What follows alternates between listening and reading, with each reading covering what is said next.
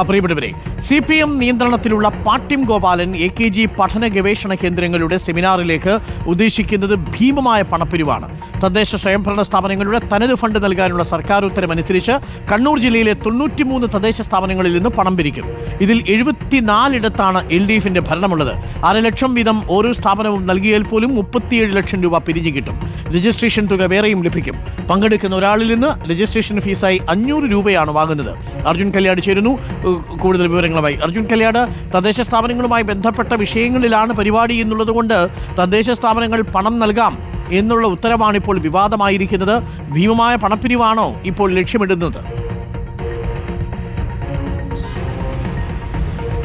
അരുണെ, AKG പഠന ഗവേഷണ കേന്ദ്രവും പാട്യം ഗോപാലൻ പഠന ഗവേഷണ കേന്ദ്രവും CPM നിയന്ത്രണത്തിലുള്ള ഒരു സ്ഥാപനങ്ങൾ തന്നെയാണ്.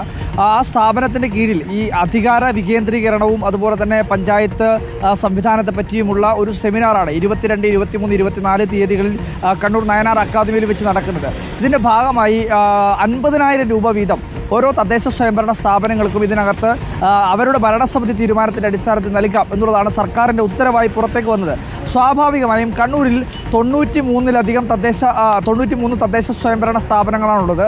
അതിൽ 74 ഭരണം നടത്തുന്നത് LDF ആണ്, CPIM ആണ്. അപ്പോൾ സ്വാഭാവികമായും ഒരു പാർട്ടി തീരുമാനമുണ്ട് എങ്കിൽ ഈ 74 തദ്ദേശ സ്വയംഭരണ സ്ഥാപനങ്ങളിൽ നിന്നും ഇത്തരത്തിൽ 50,000 രൂപ വെച്ച് ഈ ഒരു പരിപാടിയുടെ ഭാഗമായി നൽകും. അങ്ങനെ വന്നു കഴിഞ്ഞാൽ 34 ലക്ഷം രൂപയാണ് ഇതിൻ്റെ ഭാഗമായി ലഭിക്കുക. അപ്പോൾ 37 ലക്ഷം രൂപയാണ് ലഭിക്കുക. അപ്പോൾ അതിന് പുറമെ ഈ രജിസ്ട്രേഷൻ ഫീസ് 1000 പേരെ പ്രതിനിധികളായി പങ്കെടുപ്പിക്കുന്നുണ്ട്. ഒരാളിൽ നിന്ന് 500 രൂപയാണ് രജിസ്ട്രേഷൻ ഫീസായി വാങ്ങുകയും ചെയ്തത്. അപ്പോൾ അങ്ങനെ വന്നു കഴിഞ്ഞാൽ 5 ലക്ഷം രൂപ ആ ഇനത്തിൽ കൂടി ലഭിക്കും. അപ്പോൾ അങ്ങനെ വന്നു കഴിഞ്ഞാൽ 42 ലക്ഷം രൂപ ഈ പറയുന്ന രീതിയിൽ തദ്ദേശ സ്വയംഭരണ സ്ഥാപനങ്ങളിൽ നിന്ന് ലഭിക്കുന്നതും അതുപോലെ രജിസ്ട്രേഷൻ ഫീസ് ഇനത്തിലുമായി ഈ സംഘാടക സമിതിക്ക്, ഇതിൻ്റെ സംഘാടനം നിർവഹിക്കുന്ന CPIMൻ്റെ നേതൃത്വത്തിലുള്ള സംഘാടക സമിതിക്ക് ലഭിക്കും. ഒരു സെമിനാർ നടത്താൻ എന്തിനാണ് ഇത്രയും അധികം അല്ലെങ്കിൽ ഇത്രയും ഭീമമായ തുക എന്നുള്ളതാണ് ഇപ്പോൾ ഉയരുന്ന ചോദ്യം. UDFും അതുപോലെ തന്നെ BJPയും എല്ലാം ഇത് പ്രധാനപ്പെട്ട ഒരു ചർച്ചാ വിഷയമാക്കി മാറ്റിയെടുക്കുകയും ചെയ്തിട്ടുണ്ട്.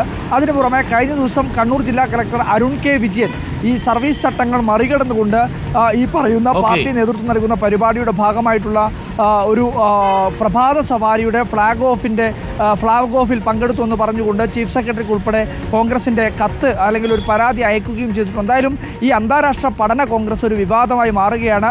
അത് പണത്തിൻ്റെ കാര്യത്തിൽ ജില്ലാ കളക്ടർ ഉൾപ്പെടെ പങ്കെടുത്തുകൊണ്ടുള്ള ഒരു പരിപാടിയായി നടത്തുന്നതുമായി ബന്ധപ്പെട്ടുകൊണ്ട് UDF അതുപോലെ തന്നെ BJP ഇവരെല്ലാം തന്നെ വലിയ രാഷ്ട്രീയ ചർച്ചാ വിഷയമാക്കി മാറ്റി.